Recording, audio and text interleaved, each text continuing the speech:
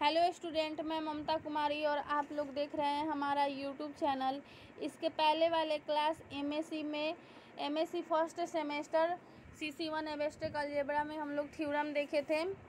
अब हम लोग एक नया theorem Jordan holder theorem for finite group देखेंगे। ये थ्योरम बहुत इम्पोर्टेंट है, ये एग्ज़ाम में पूछे जाते हैं, बहुत सारे ईयर में पूछे गए हैं ये थ्योरम।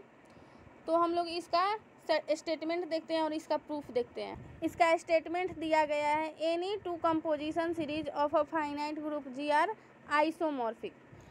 इसका प्रूफ ऐसे दिया गया है, आप लोग देखिए। Let order of G is equal to x and let G is equal to G not is subset of जी1 इज सबसेट ऑफ जी2 is subset of 2 is subset of G R is equal to sequence E equation 1। इसी प्रकार से H को भी मान लिया गया है equation 2 B2 composition series of G।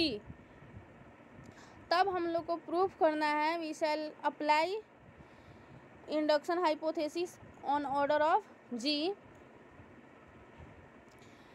यदि n इज इक्वल टू 1 लेंगे तब G का वैल्यू सीक्वेंस E आएगा। In this case the theorem is trivially true. और फिर n इज इक्वल टू 2 लेंगे तब G का वैल्यू आएगा G not is subset of E। Is the only composition series of G। Now suppose that order of G is equal to x greater than 2 and let the above result be true for all groups of order less than n। इसमें दो cases होते हैं, case 1 और case 2। हम लोग देखेंगे case 1। यदि यानी if G1 is equal to H1 तब G1 is subset of G2 is subset of 2 GR is subset of is equal to sequence E equation 3 मान लेंगे। इसी प्रकार से H के फॉर्म में भी इक्वेशन 4 मान लेंगे।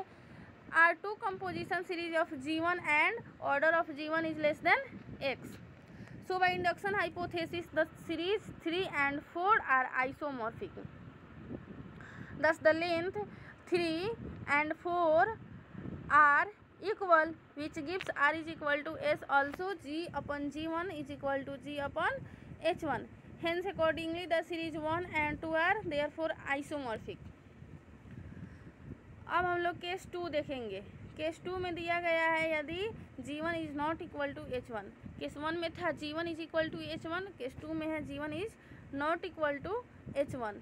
Then G1 and H1 are maximal normal subgroup of G।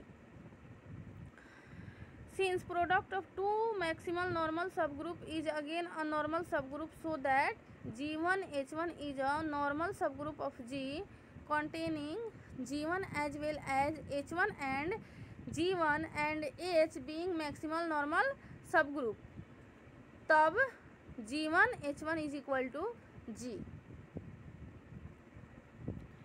Let n is equal to G1 is subset of H1, तब n जो है वो मैक्सिमल नॉर्मल सबग्रुप है G का, but n is proper subset of G1 and n is proper subset of H1 because G1 is not equal to H1.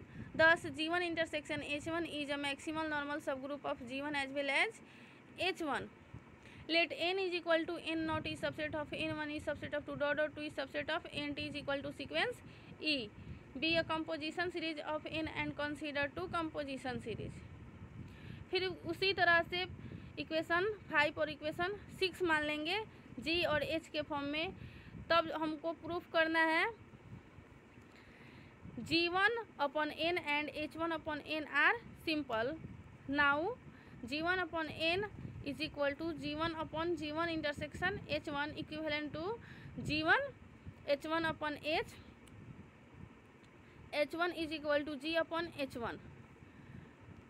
तब हम लोग को मिलता है यहाँ से H1 upon n और यहाँ से मिलता है G upon G1, जो यहाँ पे सिमिलरली में आप लोग को दिख रहा होगा। Therefore 5 and 6 each having the length t plus 2 and having all the factor groups isomorphic.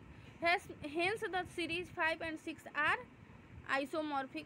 Further by case 1 the series 1 and 5 are isomorphic.